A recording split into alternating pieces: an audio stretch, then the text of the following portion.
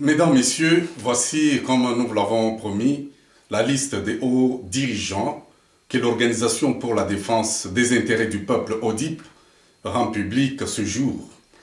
Nous vous informons que cette haute équipe a eu la confiance de notre peuple. La légalité du pouvoir de ces personnes tire sa source dans la force de la légitimité de la révolution menée par notre peuple, un peuple longtemps tenu en laisse par la voyoucratie au sommet de l'État. Voici bientôt 5 décennies. Alors, en choisissant ces personnes, nous avons pris en compte un certain nombre de paramètres. D'un, nous avons considéré que le blocage politique actuel dans notre pays est dû au non-respect du cadre institutionnel consensuel issu de la CNS, la Conférence nationale souveraine. Donc, il faudrait débloquer ce cadre institutionnel. Des deux, nous avons pris en compte le fait que Hippolyte Kanambé et sa bande au pouvoir sont en train de militer ardemment pour exterminer tout notre peuple, en faisant appel aux milices, bien sûr, étrangères. Et nous avons pensé mettre en œuvre un processus. Donc, en vous donnant cette équipe, nous avons pensé mettre en œuvre un processus de libérer notre peuple et la génération à venir. Nous devons les libérer de l'oppression et de la servitude et aussi sauver le pays de la balkanisation. Donc l'équipe que je tiens en main et dont la mission est d'accompagner notre peuple vers sa libération finale est composée des illustres personnalités qui sont animées de la bonne volonté de conduire notre peuple vers la libération totale. Alors, sans tarder, je vais vous donner la liste des membres qui composent cette équipe et je vous lis les documents. Au nom de la légitimité de la révolution, nous vous présentons la liste. Les peuples du Congo-Zaïre, réunis au sein de l'Organisation pour la défense des intérêts du peuple, conformément aux résolutions de la Conférence nationale souveraine et au nom de la légitimité de la révolution de l'ensemble de notre peuple, présentons la haute équipe devant conduire notre peuple à sa victoire. Article 1er.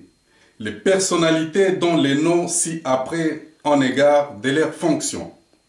1. Président de la République, chef de l'État, Etienne Tshisekedi wa Mulumba.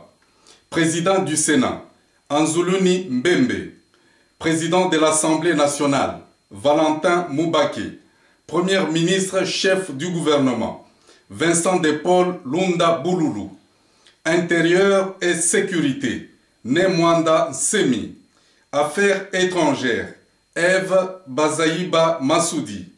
Coopération internationale, Christian Badibangi. Défense nationale, Clément Kankou. Économie, finances et budget, Rémi Massamba Makiese. Justice, Jean-Pierre Lissanga Bonganga. Enseignement national, Jean-Baptiste Bomanza. Migration et intégration, Tchaloupa Pierre-Jacques. Culture et art, Denis Kabouya Moulondo. Énergie, Mayai Nkumu. Transport et communication, Eugène Diomi Dongala. Droit et action humanitaire, Gaston Dindo Zabondo. Portefeuille, Martin Fayoulou Kaleba. Plan, Jean-Claude Mvwemba. Emploi, travail et prévoyance sociale, Steve Mbikaï. Mine, Auguste Mampouya. Développement rural, Franck Djongo. Environnement, conservation de la nature et tourisme, Albert Moleka Nzoko. Santé publique, Dr Kabamba Mbwebwe. Agriculture, pêche et élevage, Marcel Bongo. Jeunesse et sport, Raoul Nsolwa Mouye. Infrastructure et travaux publics, Modeste Sadiki Lutombo. Portefeuille, Gabriel Mokia Mabendo. Hydrocarbures, Antoine Ndombe. Commerce, Félix Makima Machini. Industries et petites et moyennes entreprises, Amédée Ousseni. Famille et enfants, Edouard Kikouvoudi Nsikou. Affaires foncières, urbanisme et habitat, Alex Ndomba Kaputu. Fonction publique, Aka Mancha. Et enfin, recherche scientifique et nouvelles technologies de l'informatique, Dieudonné Kadima Kanda. Article 2. La mission de cette haute équipe dirigeante est d'accompagner notre peuple dans son combat vers sa libération totale. Article 3. La communauté internationale est appelée à soutenir cette initiative qui respecte tous les textes existants. Faite à Boden en Suède le 13 février 2011. Organisation pour la défense des intérêts du peuple, ODIP en sigle. Voici, mesdames, messieurs, la liste des 34 dirigeants qui vont bien sûr accompagner notre peuple dans sa grande lutte vers sa libération. Merci, je me mets maintenant à votre disposition pour des éventuels éclaircissements. Merci beaucoup. Oui, monsieur, est-ce que vous pouvez... Oui, le candidat Luran. Yo de GoPro. Tac. Oui, vous dites?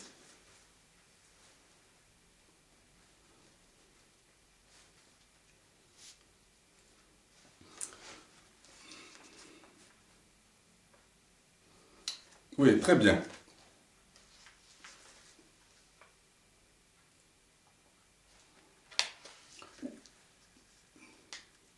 Oui, messieurs. Affiche-toi. Merci beaucoup, messieurs. Vous avez posé plusieurs questions à la fois. Je réponds en bref. Je ne peux pas répondre à toutes ces questions, mais je vais répondre particulièrement en bref à quelques-unes des plus essentielles. Vous parlez bien de beaucoup de choses. Vous dites que le peuple congolais, moi je préfère aussi compléter le terme zaïrois parce que c'est le terme qui est consigné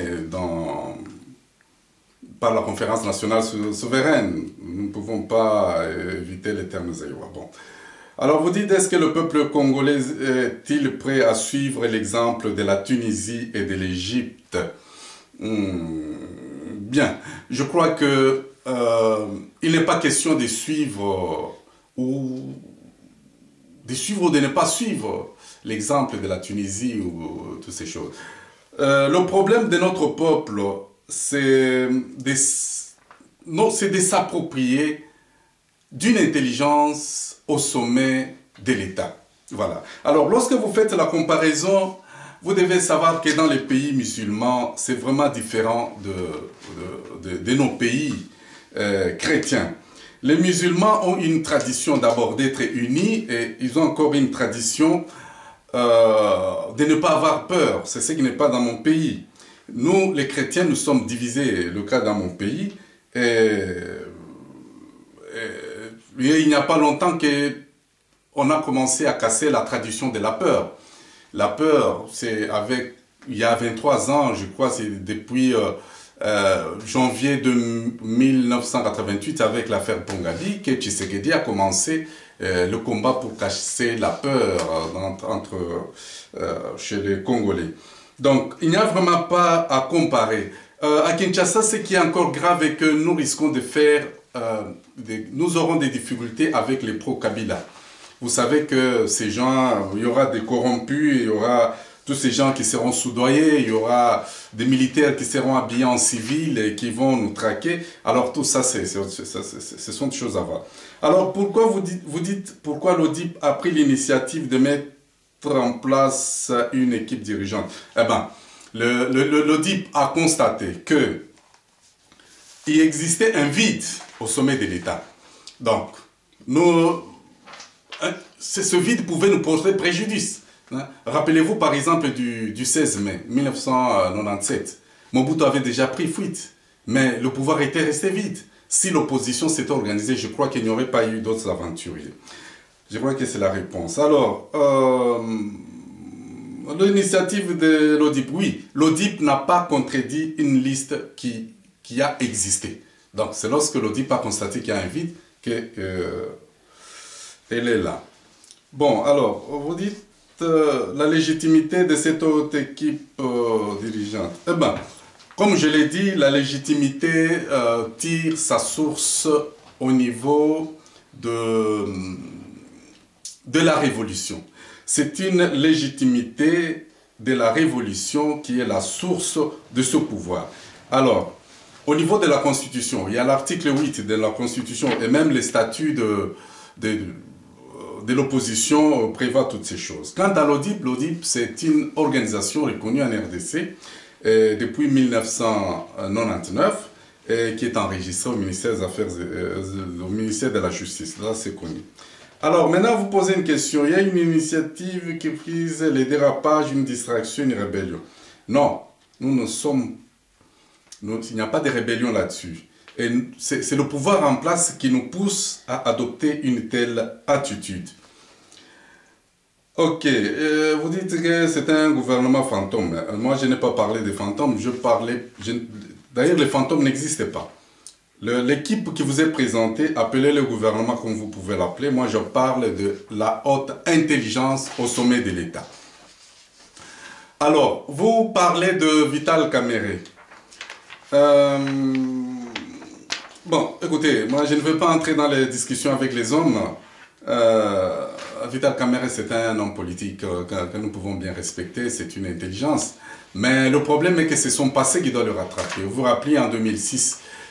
c'est lui qui a donné la base électorale à Kabila. Mais aujourd'hui, il ne peut pas s'amuser avec la population. Il a appelé la population de suivre Kabila. Mais un homme politique doit être constant dans sa politique. Tshisekedi est resté constant. Voilà pourquoi on le respecte. Mais si aujourd'hui Kabila se désolidarise des Kanambe, on ne sait pas ce qu'il a fait. Il s'est beaucoup dépensé. Moi, personnellement, il devrait continuer à ces jeux-là. Parce que actuellement, faire marche arrière, c'est très dangereux pour lui. Hein. Vous savez, à Kinshasa, avec l'opération Kisanoula, bon, il a lancé ça, il pensait que c'était bon. Maintenant, Kisanoula, ça veut dire peigner les compatriotes au niveau de la morgue. C'est ce qui n'est pas très très sérieux. Les Boté, Tichebeya, Tungulu ont été peignés. C'était où ça? C'était à la morgue. Alors, vous dites, cette autre équipe réunit toutes les tendances. Ben écoutez, aucune équipe gouvernementale au monde ne peut réunir toutes les tendances. Est-ce que Tshisekedi peut-il accepter cette démarche? Ben, bien sûr. Tshisekedi soutient tout le monde. Tshisekedi a soutenu l'AFDEL sans pour autant appartenir de l'AFDEL. Tshisekedi soutient toute initiative de nature à amener le peuple vers sa libération totale. Donc, voilà le problème.